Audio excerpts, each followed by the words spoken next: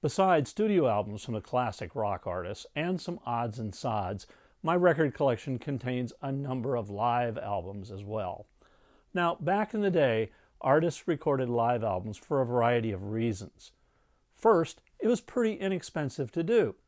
You could just roll up a mobile recording truck and record the act's performance, and you had an album. Another reason for a live performance might be that the band didn't have enough new material to really go into the studio and record a studio album, or they were too busy touring. So a live album was the way to go. So what we're going to do is we're going to look at some of them, not necessarily the best or the worst, and I'm not going to rank them. I'm just going to pull at random some out of the collection and talk about it. There are a lot of live albums that stand the test of time. And in fact, you've probably seen my earlier episode where I say that I think one of the best live albums ever recorded was the Rolling Stones' Get Your Ya-Ya's Out. So let's talk about some of the other live albums that are hid in the collection. Let's drop the needle.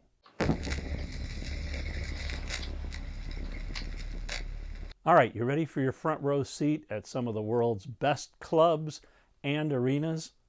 All right, let's start with one in a club. This album was recorded at the world-famous Whisky A Go Go on the Hollywood Strip, and it was recorded back when the whiskey was first getting a name for itself. And it's Johnny Rivers live at the Whisky A Go Go. Now, Johnny Rivers was an up-and-coming star, and he recorded this album at the Whisky, and it includes his big hit, which was a cover of Chuck Berry's Memphis. The album captures the excitement of the beginnings of the club scene in Los Angeles, which would then branch out to include the Troubadour, the Ash Grove, and the Roxy, all venues where I saw a number of acts. It was a great time to be living in Los Angeles. Besides the hit on this album, I like Oh Lonesome Me, Lawdy Miss Clawdy, Brown-Eyed Handsome Man, and The Closer, a medley of La Bamba and Twist and Shout. So, is this a great album? No, but it has its moments, and it definitely does catch the excitement of the time. And Johnny Rivers is still performing today. If you want more information on him, check out johnnyrivers.com. Now, John Sebastian already made a big name for himself with Lovin' Spoonful, so when he left the group and decided to go solo, that was pretty big news. Now, this album that we're going to talk about, a live album of his, has a really interesting backstory. Now, you might remember that the Lovin' Spoonful recorded for a record label called Kama Sutra Records, which was distributed by MGM. But shortly after John left the Spoonful, Kama Sutra went out of business. John was recording his first solo album, John B. Sebastian, for Reprise Records. But MGM, who distributed Kama Sutra, who was still in business, claimed that John still owed them one more album. So they were going to release that album that he was recording for Reprise without his approval. Certainly, he objected to this. But his objections fell on deaf ears. MGM went ahead and released the album with a different cover than the Reprise release. And then they quickly released a live album. Naturally, John was furious. And he and Reprise sued MGM, and they won. So both of the MGM albums were quickly pulled from the market. But obviously, there was a need for a live John Sebastian album. So in 1971, he releases this album. Cheapo Cheapo Productions presents Real Live John Sebastian. John doesn't like the record much. He says it's too loose. And you know, I kind of agree with him. But that's what makes it work. It's really a good time to listen to John Sebastian having fun with his audience. Sometimes he starts the song and kind of forgets it and starts over. That's okay. It makes the evening more enjoyable. I like the whole album, but I'll focus on just a few of the tracks. Lovin' You, of course, the goofy Fishin' Blues, Younger Girl, Make Up Your Mind. Then he does In the Still of the Night, Blue Suede Shoes, and even Nashville Cats. My Gal, and of course the great Darlin' Be Home Soon. And he closes it with Goodnight Irene. This is a live album that'll definitely put a smile on your face.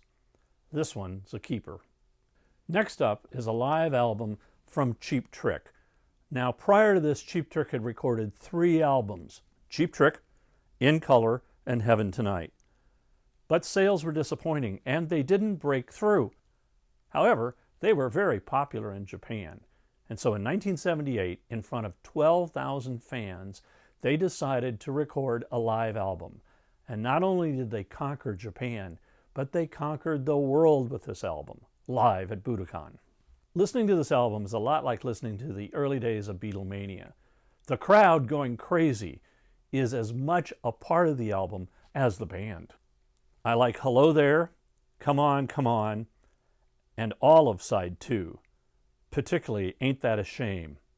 I Want You to Want Me. Now listen to the crowd sing along with them. That's just great. And then there's Surrender. This is a terrific album, and it holds up really, really well. And you can see why it made Cheap Trick the big act that they've continued to be. Lenny Bruce was known as a sick comic for his caustic wit and his off-color jokes that he told on stage. On February 4th, 1961, during a blizzard in New York, Lenny appeared to a sold-out crowd at Carnegie Hall. Now, if you've seen the Dustin Hoffman movie about Lenny, and you wondered why everybody in the 60s was talking about Lenny Bruce, this album will open your ears and your mind. Lenny's on a tear. He takes on kidnapping, homosexuality, the flag, communism, and even Christ and Moses. His take on Christ and Moses eventually got him arrested when he played at a club in Chicago. And interestingly enough, he was arrested on obscenity, not blasphemy. Now, he was a true pioneer, and he paved the way for a number of greats, including Richard Pryor and George Carlin. Procol Harum was formed in 1967 and had a massive hit right away with A Wider Shade of Pale. Then they recorded 5 studio albums before they decided to tackle a live album. Those 5 studio records are Procol Harum, Shine On Brightly, A Salty Dog, Home, and Broken Barricades. But the live album was recorded with the Edmonton Symphony Orchestra in 1971, and it's great. It reached number 5 in the U.S. charts, making it the band's biggest seller. The hard rock of the band and the orchestra blended perfectly together on Procol Harum songs. I particularly like Conquistador, which was a huge hit on the radio station that I worked for. I played it at almost every show. A Salty Dog is great, and the 19-minute opus, In Held 'Twas an I, was a favorite of mine that I played a lot on my late-night radio show. That was just a few of the live albums that are in the collection. It was kind of fun. I think we'll probably do it again. But I'm curious, what do you think are the best live albums? Leave me your thoughts in the comments, and maybe we'll get to some of those in another episode. Thanks for watching, and keep it rockin'. If you liked this episode, hit the like button, and you can also leave me a comment down below, and I'll respond to you. If you subscribe, we'll let you know when future episodes come out.